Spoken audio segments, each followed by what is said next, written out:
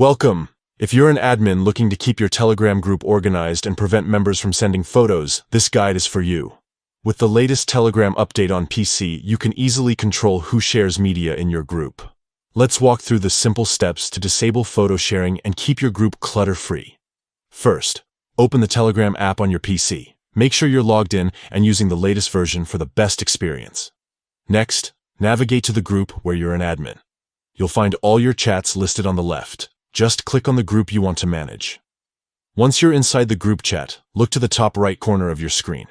You'll see 3 dots. Click on them to open the Group Options menu. From the drop-down, select Manage Group. This will take you to the Group Management panel, where you can adjust all sorts of settings for your community. Now look for the Permissions section. Here, you control what members can and cannot do. Click on Permissions to open the full list of options. Within the Permissions menu, find the option labeled Send Media.